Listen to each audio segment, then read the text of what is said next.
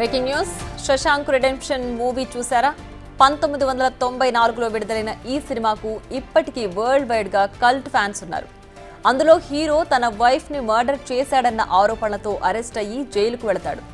జీవిత ఖైదు అనుభవిస్తాడు. చివరికి హత్య చేయలేదని నిరూపించుకుని నిర్దోషిగా బయటకొస్తాడు. అచ్చం ఇలాంటి ఘటనే జరిగింది కర్ణాటకలో.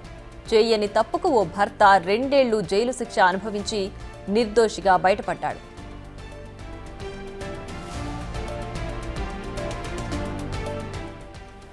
కొడగు జిల్లా బసవనహల్లి గ్రామానికి చెందిన సురేష్ మల్లిగే దంపతులు.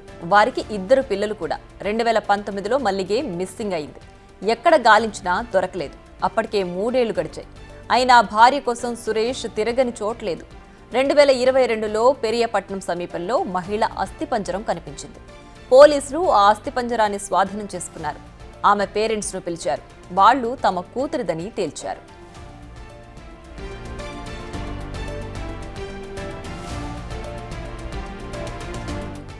అయితే సురేషే తన భార్యను హింసించి చంపాడని భావించారు పోలీసులు. అతన్ని అదుపులోకి తీసుకుని విచారించారు.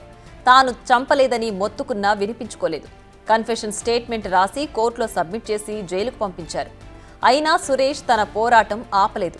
చివరికి కోర్టు ఆదేశాలతో అస్థిపంజరానికి DNA టెస్ట్ చేయగా తన భార్యది కాదని తేలింది. దీంతో జైలు నుంచి నిర్దోషిగా విడుదలయ్యాడు.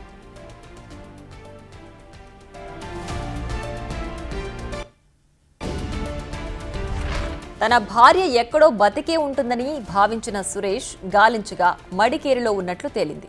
ఆమె ప్రియుడితో ఉన్నట్లు తెలుసుకుని షాక్ అయ్యాడు. ఈ ఘటన దేశవ్యాప్తంగా చర్చకు దారితీసింది. కర్ణాటక పోలీసుల తీరుపై విమర్శలు వెల్లువెత్తుతున్నాయి.